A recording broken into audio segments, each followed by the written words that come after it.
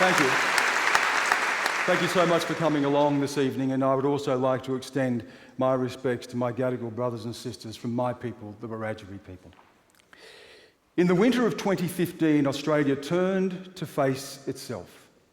It looked into its soul and it had to ask this question: who are we? What sort of country do we want to be? And this happened in a place that is most holy, most sacred to Australians. It happened in the sporting field, it happened on the football field. Suddenly the front page was on the back page, it was in the grandstands. Thousands of voices rose to hound an Indigenous man, a man who was told he was an Australian, a man who was told he was an Australian of the Year. And they hounded that man into submission. I can't speak for what lay in the hearts of the people who booed Adam Goodes, but I can tell you what we heard when we heard those boos. We heard a sound that was very familiar to us. We heard a howl. We heard a howl of humiliation that echoes across 2 centuries of dispossession, injustice, suffering, and survival. We heard the howl of the Australian dream, and it said to us again, "You're not welcome." The Australian dream. We sing of it and we recite it in verse. Australians all, let us rejoice, for we are young and free. My people die young in this country. We die 10 years younger than average Australians, and we are far from free. We are fewer than 3% of the Australian population, and yet we are 25%, a quarter of those Australians, locked up in our prisons. And if you are a juvenile, it is worse, it is 50%. An Indigenous child is more likely to be locked up in prison than they are to finish high school. I love a sunburned country, a land of sweeping plains, of rugged mountain ranges.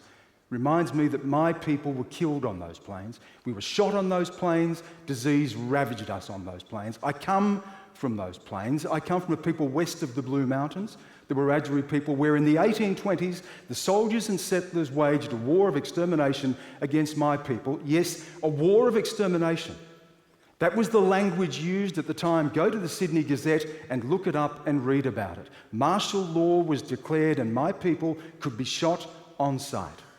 Those rugged mountain ranges, my people, women and children, were herded over those ranges to their deaths. The Australian dream. The Australian dream is rooted in racism. It is the very foundation of the dream. It is there at the birth of the nation. It is there in terra nullius, an empty land, a land for the taking. 60,000 years of occupation. A people who made the first seafaring journey in the history of mankind. A people of law, a people of lore, L-O-R-E, a people of music and art and dance and politics. None of it mattered because our rights were extinguished because we were not here according to British law. And when British people looked at us, they saw something subhuman, and if we were human at all, we occupied the lowest rung on civilization's ladder. We were fly-blown Stone Age savages, and that was the language that was used. Charles Dickens, the great writer of the age, when referring to the noble savage of which we were counted among, said it would be better that they be wiped off the face of the earth. Captain Arthur Phillip, a man of enlightenment, a man who was instructed to make peace with the so-called natives in a matter of years, was sending out raiding parties with the instruction, bring back the severed heads of the black troublemakers. They were smoothing the dying pillow.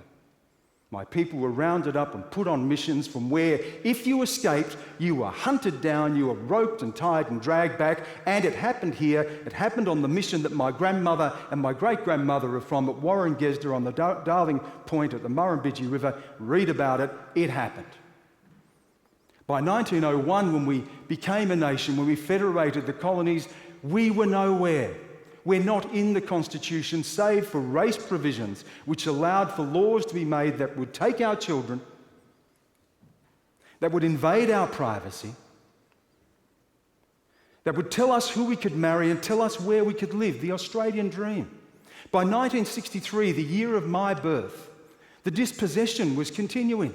Police came at gunpoint under cover of darkness to Mapoon, an Aboriginal community in Queensland, and they ordered people from their homes and they burned those homes to the ground and they gave the land to a bauxite mining company, and today those people remember that as the night of the burning. In 1963, when I was born, I was counted among the flora and fauna, not among the citizens of this country. Now, you will hear things tonight, you will hear people say, but you've done well. Yes, I have. And I'm proud of it. And why have I done well?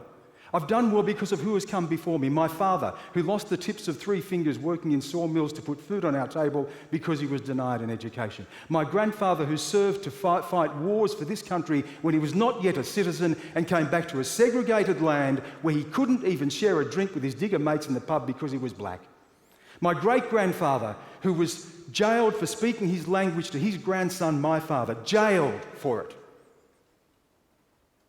My grandfather on my mother's side, who married a white woman who reached out to Australia, lived on the fringes of town until the police came, put a gun to his head, bulldozed his tin humpy and ran over the graves of the 3 children he buried there.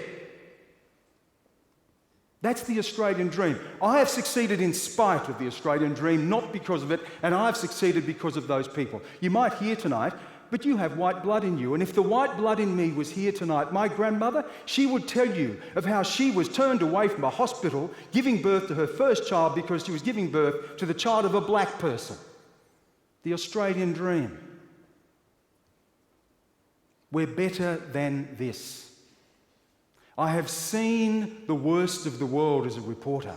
I spent a decade in war zones from Iraq to Afghanistan and Pakistan. We are an extraordinary country. We are in so many respects the envy of the world. If I was sitting here where my friends are tonight, I would be arguing passionately for this country. But I stand here with my ancestors and the view looks very different from where I stand.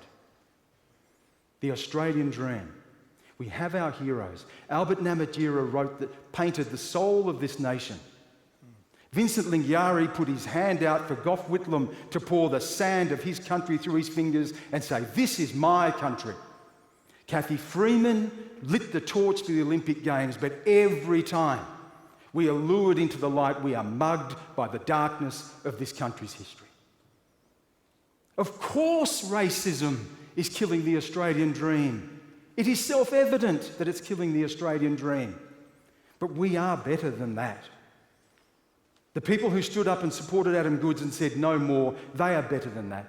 The people who marched across the bridge for reconciliation, they are better than that. The people who supported Kevin Rudd when he said sorry to the stolen generations, they are better than that. My children and their non-Indigenous friends are better than that. My wife, who is non-Indigenous, is better than that. And one day I want to stand here and be able to say as proudly and sing as loudly as anyone else in this room, Australians all, let us rejoice. Thank you.